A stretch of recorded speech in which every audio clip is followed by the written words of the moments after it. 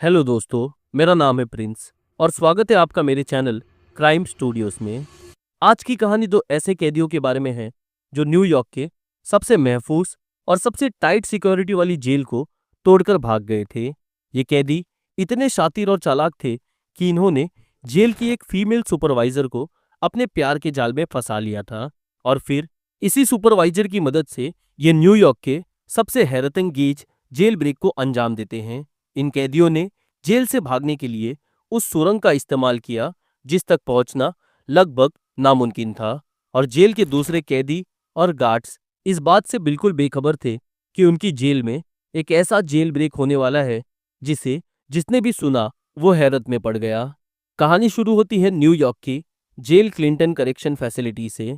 इस जेल में 2000 कैदी अपनी सजा काट रहे थे और इन्हीं में शामिल थे ये दो एक्स्ट्रा ऑर्डिनरी कैदी, जिसमें से पहले का नाम था रिचर्ड मैट और दूसरे का नाम था डेविड स्वेट। रिचर्ड मैट, जिसकी उम्र 39 साल थी, वो इस जेल में 25 साल की सजा काट रहा था और उसे ये सजा अपने बॉस के मर्डर के इल्जाम में सुनाई गई थी। वहीं दूसरी तरफ डेविड स्वेट, जिसकी उम्र महज 30 साल थी और उसे एक पुलिस वाले के मर्डर करने के जुर्म में उम्र कैद की सजा सुनाई गई थी। रिचर्ड मैट के बारे में कहा जाता था कि वो एक बहुत ही खतरनाक और बेरहम कैदी है, क्योंकि उसने अपने बॉस को मारा ही नहीं बल्कि एक आरी से उसके टुकड़े टुकड़े कर दिए थे, और यही वो वजह थी कि जेल के बाकी कैदी उससे डरते थे और उसकी इज्जत करते थे। वहीं डेविड स्वेट एक बहुत ही चालाक कैदी था जो लोगों से अपना काम निकलवाना बहुत अच्छी तरीके से जानता था। इस जेल में एक टेलर वर्कशॉप थी जहां कैदी अपने कपड़े सिलने का काम करते थे, और इसी वर्कशॉप में रिचर्ड और डेविड की मुलाकात होती है और वो दोनों बहुत ही अच्छे दोस्त बन जाते हैं। इस टेलर वर्कशॉप की एक सुपरवाइजर थी जिसका नाम था जॉयस टेल मिचेल। मिचेल के बारे में ये बात मशहूर थी कि वो अक्सर जेल के कैदियों के साथ अफेयर कर लेती है, क्योंकि वो अपने पति से खुश नहीं थी, और यही वो वजह थी कि डेविड स्वेट और मिचेल अक्सर स्टॉक रूम में अकेले टाइम बिताने लगे। जेल के दूसरे कैदी ये बात बहुत ही अच्छी तरीके से जानते थे कि डेविड स्वेट और मिचेल के बीच क्या चल रहा है, और धीरे धीरे उनके अफेयर की खबर पूरी जेल में फैलने लगी। रिचर्ड और डेविड ये बात बहुत अच्छी तरीके से जानते थे कि महज अच्छे बर्ताव की वजह से उनकी जिंदगी जेल के अंदर आसान नहीं होने वाली है, और इसीलिए वो चाहते थे कि जेल अथॉरिटीज के कुछ लोगों से उनकी दोस्ती हो। जायस अपने इस प्लान को आगे बढ़ाने के लिए डेविड मिचेल से अपनी नज़दीकियां बढ़ाना शुरू करता है, जिसमें मिचेल बहुत ही आसानी से फंस जाती है। वहीं रिचर्ड अपनी पेंटिंग टैलेंट के इस्तेमाल करके एक ऑफिसर यूगेन पाल्मर को इम्प्रेस कर लेता है। क्योंकि रिचर्ड एक बहुत ही अच्छा पेंटर था, इसीलिए वो अक्सर ऑफिसर यूगेन पाल्मर को अच्छी अच्छी पेंटिंग बनाकर गिफ्ट करता था, जिसकी वजह से पाल्मर और उसकी बहुत अच्छी दोस्ती हो गई। और यही वो वजह थी जो इतना खतरनाक कैदी होने के बावजूद भी रिचर्ड को टेलर वर्कशॉप में काम करने दिया गया, और साथ ही साथ उन दोनों को जेल के हॉनर ब्लॉक में रखा गया, जहां सेल में उनका पर्सनल टीवी दिया गया और सिविलियन कपड़े भी पहनने की इजाज़त दी गई, और काम से कुछ दिनों की छुट्टी भी लेने की इजाज़त दी गई। डेविड और मिचेल की अफेयर की खबर अब पूरे जेल में फैलने लगी, और इस वजह से टेलर वर्कशॉप के दूसरे कैदियों ने इस बात की खबर जेल अथॉरिटीज को दे दी, जिसके बाद डेविड को टेलर वर्कशॉप और हॉनर ब्लॉक सेल दोनों जगह से हटा दिया गया। अब डेविड अपनी गर्लफ्रेंड से भी दूर हो चुका था और साथ ही साथ एक कंफर्टेबल सेल से एक नॉर्मल सेल में आ चुका था, जहां कोई भी सुविधा अवेलेबल नहीं थी। डेविड को टेलर वर्कशॉप से हटाए जाने के बाद रिचर्ड को लगने लगा कि अब वो मिचेल से अफेयर कर सकता है, मगर क्योंकि वो डेविड को धोखा नहीं देना चाहता था, इसीलिए वो डेविड से परमिशन लेकर मिचेल के करीब आना शुरू कर देता है। उधर मिचेल भी डेविड के जाने के बाद बहुत अकेलापन महसूस करने लगती है, और इसी खालीपन को भरने के लिए वो भी रिचर्ड के बहुत करीब आ जाती है और उन दोनों का अफेयर शुरू हो जाता है। रिचर्ड से अफेयर शुरू होने के बाद मिचेल उसे डेविड से भी ज़्यादा चाहने लगती है, और इसी वजह से उसने रिचर्ड को एक रीडिंग का चश्मा गिफ्ट किया और उसकी बेटी से मिलवाने में उसकी मदद भी करती है। मिचेल को अपने प्यार में देख रिचर्ड उससे कहता है कि वो उसे एक जोड़ी ग्लव्स लाकर दे, क्योंकि काम करने के दौरान उसके हाथों में अक्सर चोट लग जाती है और बदले में वो उसके पेट डॉग की पेंटिंग बनाकर देगा। और यहीं से शुरुआत होती है जेल ब्रेक के प्लानिंग की, जिसे पूरे न्यूयॉर्क को हिलाकर रख दिया था। अब मिचेल अक्सर रिचर्ड के लिए कोई ना कोई सामान जेल के अंदर स्मगल करने लगी, जिसमें मसाले, कॉफी और प्लेइंग कार्ड्स जैसे बैन चीजें भी शामिल थी। ये देख रिचर्ड के दोस्त डेविड के दिमाग में जेल से भागने का आइडिया आता है और वो रिचर्ड से कहता है कि अगर मिचेल उसके लिए जेल के अंदर बैन सामान ला सकती है तो क्यों ना उसे ऐसी चीजें मंगवाई जाए जो उन्हें जेल से भागने में मदद करेंगी।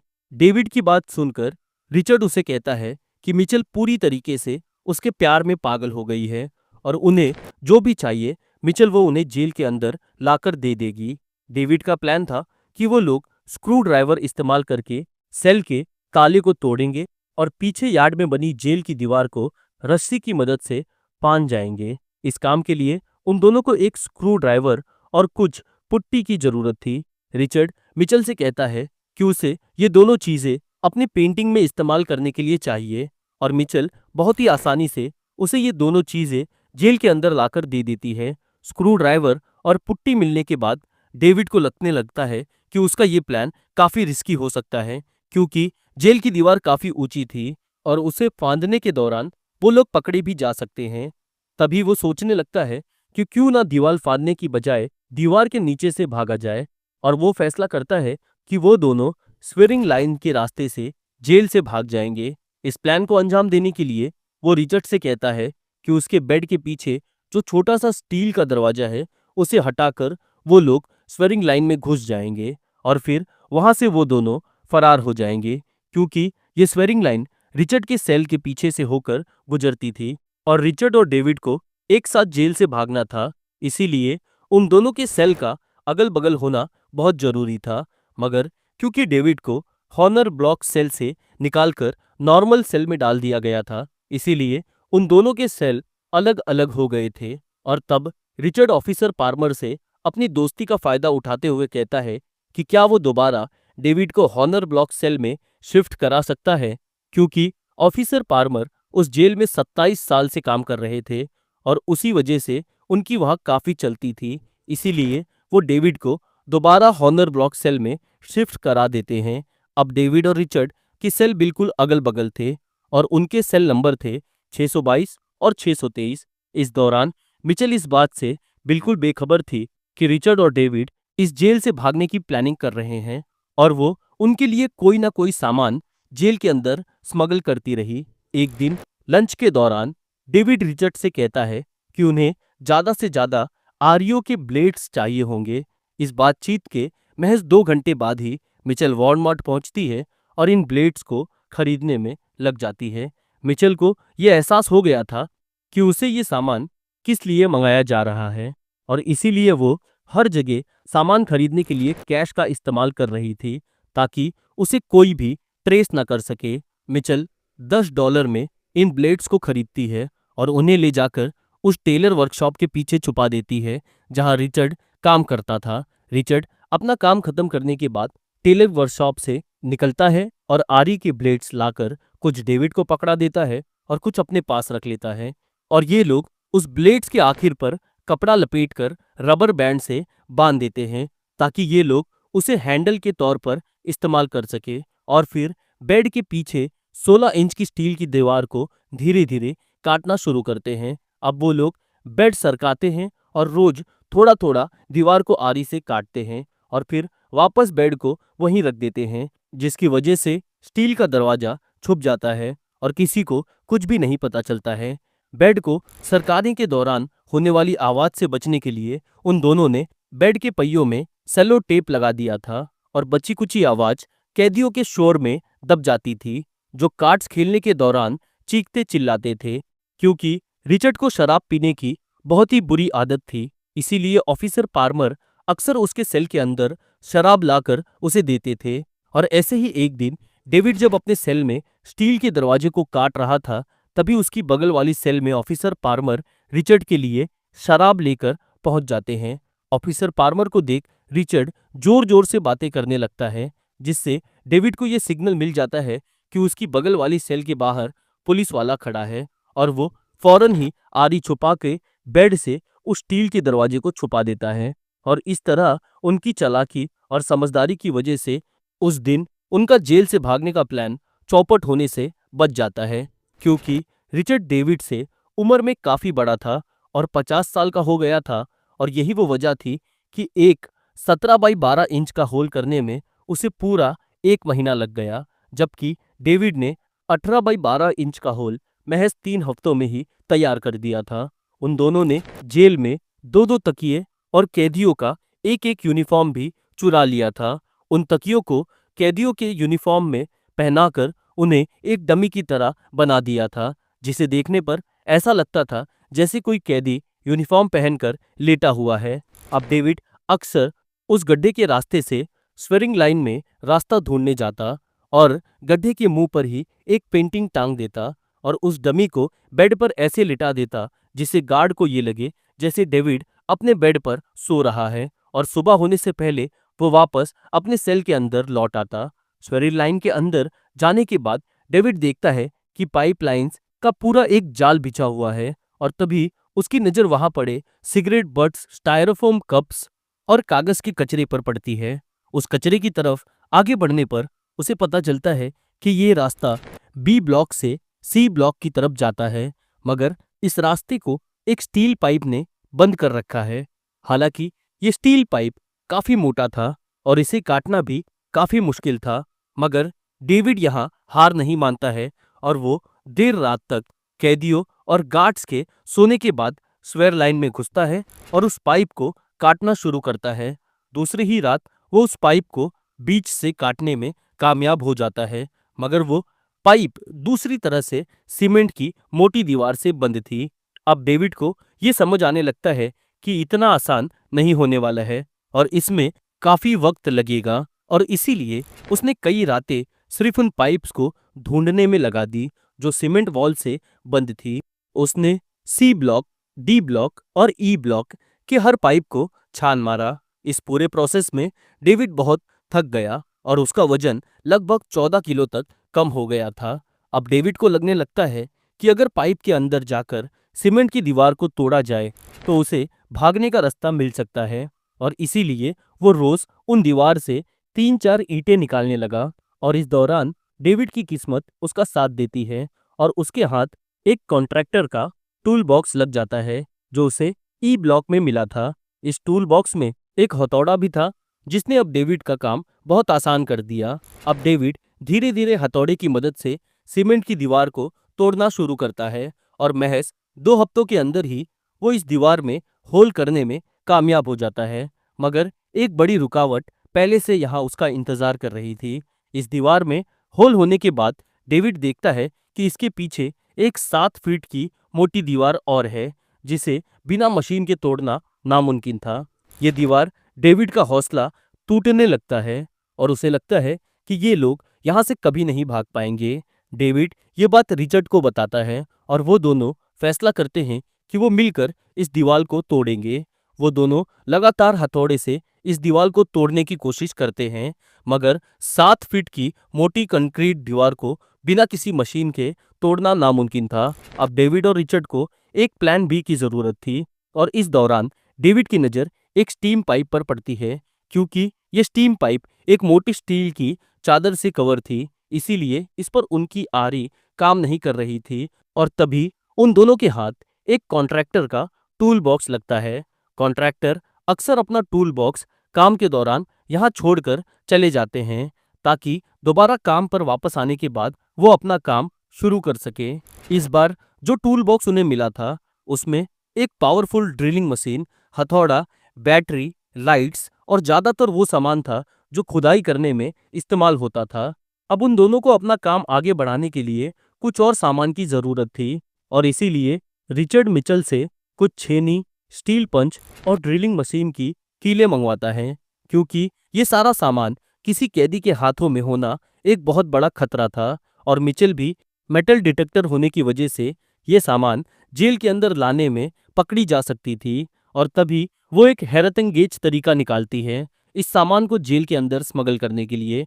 मिचेल इस बार सारे सामान को मीट के बड़े बड़े टुकड़ों में छुपा देती है और जेल के गेट पर यह बताती है कि वो कैदियों के लिए हैमबर्गर बनाने के लिए फ्रोजन मीट अंदर ले जा रही है। इस दौरान ऑफिसर पार्मर भी वहां आ जाते हैं, जो मिचेल को बहुत ही अच्छी तरीके से जानते थे, और फ्रोजन मीट को देखने के बाद उसे मिचेल पर कोई शक नहीं होता है। तो वो मिचेल के सामान को बिना मेटल डिटेक्टर में चेक करवाए अंदर जाने की परमिशन दे देते हैं, क्योंकि मिचेल रिचर्ड के लिए हर तरीके का रिस्क उठा रही थी, और उसकी वफादारी देख रिचर्ड ये फैसला लेता है कि वो मिचेल को अपने भागने के प्लान में शामिल कर लेगा। अब रिचर्ड मिचेल को बताता है कि वो और डेविड जेल से भागने वाले हैं, और वो भी उनके साथ चले। मिचेल भी अब रिचर्ड से बहुत ज्यादा प्यार करने लगी थी, और वो अपने पति से छुटकारा पाना चाहती थी, इसीलिए वो रिचर्ड के साथ भागने के लिए तैयार हो जाती है। अब डेविड और रिचर्ड का साथ देने के लिए मिचेल भी शामिल हो चुकी थी, और वो तीनों मिलकर इस जेल ब्रेक की प्लानिंग को करने लगते हैं। प्लानिंग के दौरान ये तय होता है कि जब डेविड और रिचर्ड जेल तोड़कर बाहर निकलेंगे, तब मिचेल जेल के बाहर गाड़ी लेकर उनका इंतजार करेगी, और साथ ही साथ उनके लिए खाना और पैसों का भी बंदोबस्त करेगी। उन तीनों का ये भी प्लान था कि वो यहाँ से भागकर मैक्सिको चले जाएंगे, क्योंकि मिचेल अपने पति से डरती थी, और उसे इस बात का भी अंदाजा था कि उसके भागने के बाद वो उसे ढूंढ लेगा। इसीलिए वो डेविड से कहती है कि जिस रात वो जेल से भागेंगे, उसी रात उसके पति को भी मार डालेंगे। मिचेल की बात सुनने के बाद रिचर्ड को लगने लगता है कि काम में रिस्क बहुत है, और अगर वो लोग जेल से भागने के बाद किसी का मर्डर करेंगे तो उनका पकड़ा जाना आसान हो सकता है। तब वो मिचेल से कहता है कि उसके हस्बैंड को वो खुद जहर देकर मार दे, और वो जेल के फूड स्टोर से पॉइजन चुरा कर मिचेल को दे देता है। उधर दूसरी तरफ डेविड लगातार उस स्टीम पाइप को काटने में लगा हुआ था, क्योंकि ये स्टीम पाइप बहुत ज्यादा गर्म थी और वहां कोई वेंटिलेशन भी नहीं था। इसीलिए डेविड की हालत अब बहुत ज्यादा खराब हो रही थी, और उसे ये समझ आने लगता है कि बिना वेंटिलेशन सिस्टम के वो यहाँ काम नहीं कर पाएगा। वेंटिलेशन का इंतजाम करने के लिए डेविड एक फैन और एक प्लास्टिक बैग का इंतजाम करता है, और उस प्लास्टिक बैग को फैन के मुंह पर बांध देता है, और उसके दूसरे सिरे को पाइप के बाहर छोड़ देता है। अब डेविड पाइप के अंदर फैन चलाता है, और वो फैन उस प्लास्टिक बैग के रास्ते वहां की घुटन को पाइप के बाहर निकाल देता है, जिसकी वजह से अब डेविड लंबे समय तक स्टीम पाइप को काटने का काम करने लगता है। कुछ ही रातों की मेहनत के बाद डेविड इस पाइप को काटने में कामयाब हो जाता है, और उसी में इतना बड़ा होल कर लेता है कि वो आसानी से उसके अंदर जा सके और उसके बाहर आ सके। इस होल के रास्ते वो सुरंग के अंदर घुसता है, जो जेल के नीचे से होते हुए दूसरी सुरंग में जाकर मिलती थी। अब डेविड उस सुरंग में रेंगते हुए आगे बढ़ने लगता है, और तब उसकी नजर एक सुरंग पर पड़ती है जो चढ़ान की तरह थी और ऊपर की तरफ जा रही थी। उस सुरंग में कुछ देर आगे बढ़ने के बाद डेविड कुछ ऊपर की तरफ पहुंचता है, और ये देखता है कि वो सुरंग एक होल के ढक्कन से बंद थी। उस ढक्कन को डेविड जैसे ही उठाता है, उसकी आंखों में एक चमक आ जाती है, क्योंकि वो ढक्कन नहीं बल्कि एक मेन होल था जो जेल के बाहर की सड़क पे जाकर खुलता था। ये देखकर डेविड की खुशी का ठिकाना नहीं था, और वो चाहता तो रिचर्ड और मिचेल को छोड़कर अकेले वहां से भाग सकता था, मगर वो ऐसा नहीं करता है और वापस अपने सेल में चला जाता है। जेल में वो इस बात की खबर रिचर्ड को देता है, और उसे कहता है कि अब वो दोनों इस जेल से एक साथ भाग सकते हैं। जेल से भागने से पहले रिचर्ड आखिरी बार मिचेल से मिलता है, और उसे कहता है कि वो अपनी कार लेकर उस जगह पे आ जाए जो जगह तय हुई है, वहां आके उनका इंतजार करे। वो लोग वहां पहुंच जाएंगे। भागने से पहले रिचर्ड अपना टीवी अपने साथी कैदियों को दे देता है, और ये कहता है कि उसे अब इसकी जरूरत नहीं है। वहीं डेविड अपने साथ सारी जरूरी सामान, कपड़े, जूते, मूंगफली के पैकेट्स और पेपरोनीज अपने गिटार केस में पैक कर लेता है। अब वो दोनों अपने साथ पूरी तरीके से तैयार थे जेल से भागने के लिए। आधी रात होते ही वो दोनों अपने सेल में बनाए हुए होल के रास्ते स्वेरिंग सिस्टम में घुस जाते हैं, और रेंगते हुए स्टीम पाइप तक पहुंच जाते हैं। अभी वो दोनों स्टीम पाइप से होते हुए आगे बढ़ ही रहे थे, तभी रिचर्ड का पैर उसमें फंस जाता है। ये देखकर डेविड उसके पैर को खींचकर बाहर निकालता है, और फिर वो दोनों रेंगते हुए ऊपर जाती हुई टनल की तरफ बढ़ते हैं और मेन होल तक पहुंच जाते हैं। डेविड पहले मेन होल को थोड़ा सा हटाकर देखता है कि वहाँ आसपास कोई है तो नहीं, और जब उन्हें वहाँ कोई नहीं दिखता है तब वो दोनों मेन होल को हटाकर उसके बाहर निकल आते हैं। महज 20 मिनट के अंदर वो दोनों इस जेल से फरार हो चुके थे। बाहर आने के बाद वो दोनों वहाँ कुछ देर मिचेल का इंतजार करते हैं, मगर वो कार लेकर वहाँ नहीं पहुँचती है।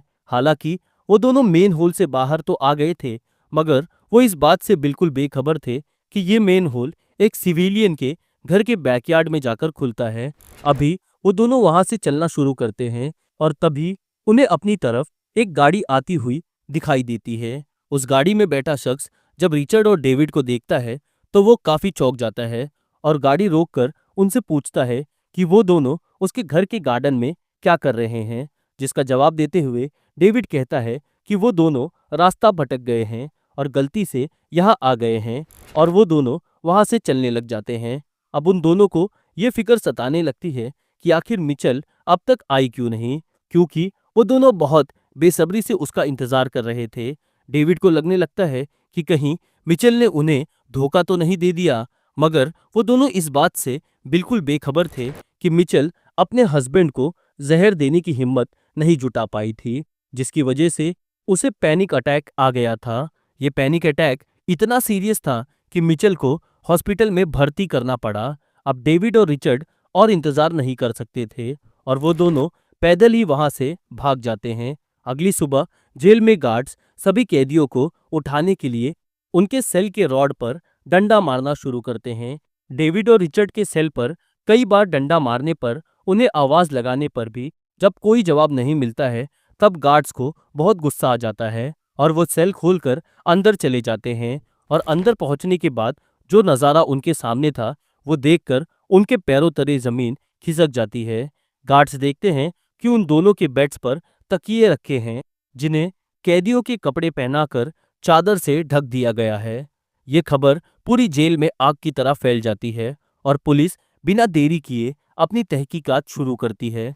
तहकीकात में टनल के बारे में पता चलता है और पुलिस जेलर और कैदियों से पूछताछ शुरू करती है, जिसमें उन्हें ये पता चलता है कि टेलर वर्कशॉप की सुपरवाइजर मिचेल का उठना बैठना इन दोनों कैदियों के साथ था। इसी दौरान रिचर्ड और डेविड को पकड़ने के लिए पुलिस एक ऑर्गेनाइज्ड सर्च कैंप लॉन्च करती है, जिसमें US marshal, FBI, border patrol और रेंजर्स भी शामिल थे। पुलिस इन दोनों कैदियों के बारे में खबर देने वाले को $1,00,000 इनाम देने का ऐलान कर देती है। उस पूरे मामले में एक मिचेल ही थी जो पूरी तरीके से पुलिस के शक के दायरे में थी, इसीलिए पुलिस मिस्टर को हिरासत में ले लेती है और पूछताछ शुरू करती है। तहकीकात के पहले दिन तो वो जेल ब्रेक में शामिल होने से इनकार करती रही, मगर जैसे जैसे उसके खिलाफ सबूत जुटते गए वो टूट गई और उसे ये समझ आने लगा कि अब वो झूठ बोलने से नहीं बच पाएगी। 2 दिन बाद वो अपना जुर्म कबूल कर लेती है और पुलिस को बताती है कि उसने रिचर्ड और डेविड को काफी सामान जेल के अंदर लाकर दिया, जिसने उनकी जेल से भागने में मदद की, और साथ ही साथ ये भी बताती है कि वो भी उनके साथ भागने वाली थी मगर भाग नहीं पाई।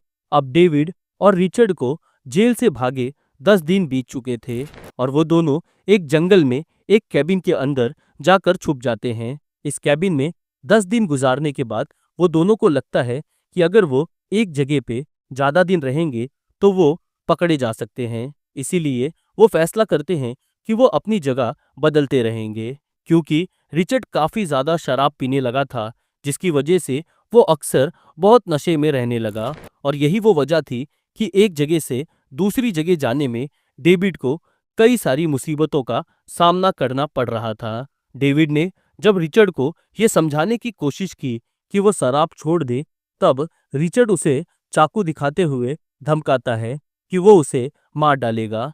डेविड ये बात बहुत अच्छी तरीके से समझ चुका था कि उसे बार बार जगह बदलने के लिए बहुत जल्द रिचर्ड का साथ छोड़ना होगा। अब उन्हें कैबिन छोड़े हुए 10 दिन बीत चुके थे। तब रिचर्ड को लगने लगता है कि वो अपने पैरों पर नहीं भाग पाएगा और वो फैसला करता है कि वो गन पॉइंट पर एक कार चुराए।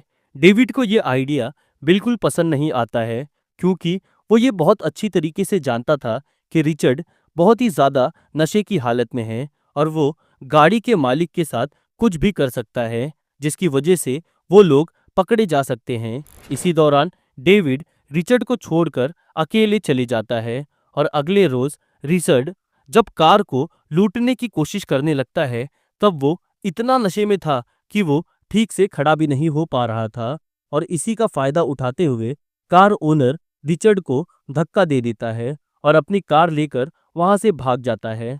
भागने के बाद वो पुलिस को इस बात की खबर दे देता है, जिसके बाद पेट्रोल एजेंट्स उस जगह पहुंच जाते हैं। वो दोनों पुलिस वाले को देखते हैं। रिचर्ड हाथ में बंदूक लिए वहां खड़ा था और वो सरेंडर करने के लिए कहते हैं, क्योंकि उसके ब्लड में अल्कोहल लेवल इतना ज्यादा था कि उसे कुछ समझ नहीं आ रहा था और सरेंडर करने के बजाय वो पुलिस वालों की तरफ बढ़ने लगता है। और तब अचानक से एक गोली चलने की आवाज आती है, जिसकी वजह से वहां खामोशी छा जाती है।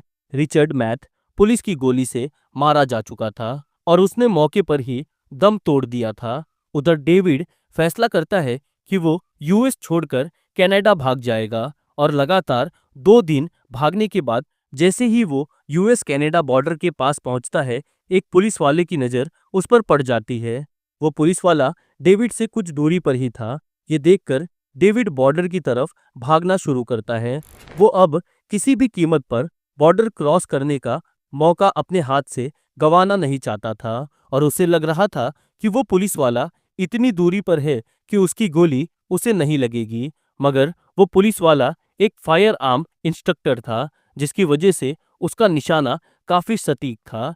पहले तो वो पुलिस वाला डेविड को सरेंडर करने के लिए कहता है, मगर जब डेविड सरेंडर नहीं करता है तो वो डेविड पर निशाना लगाकर फायर कर देता है और डेविड भी जमीन पर गिर जाता है। मगर क्योंकि गोली उसके कंधे पर लगी थी, इसीलिए पुलिस वाला उसे जिंदा पकड़ने में कामयाब हो जाता है। इस बार डेविड को दूसरी जेल में भेज दिया जाता है और उसे एकांत कारावास की सजा सुनाई जाती है। हालांकि उसे ये अर्जी भी की थी कि उसे बाकी कैदियों के साथ शिफ्ट कर दिया जाए, मगर उसकी अर्जी खारिज कर दी गई और डेविड आज भी जेल में अपनी सजा काट रहा है। ये थी कहानी उस हैरतअंगेज जेल ब्रेक की, जिसने 2 कैदियों को अपनी चालाकी, होशियारी और जज्बे की वजह से न्यूयॉर्क की सबसे चौंकाने वाली जेल ब्रेक को अंजाम दिया, जहां से भागना लगभग नामुमकिन था। मगर अपनी बेवकूफ़ी की वजह से एक कैदी मारा गया और दूसरा पकड़ा गया। आपको ये कहानी कैसी लगी? कमेंट सेक्शन में लिखकर जरूर बताएं। चैनल को लाइक और सब्सक्राइब करें। मैं मिलता हूँ आप लोगों से अगले वीडियो में। तब तक के लिए अलविदा।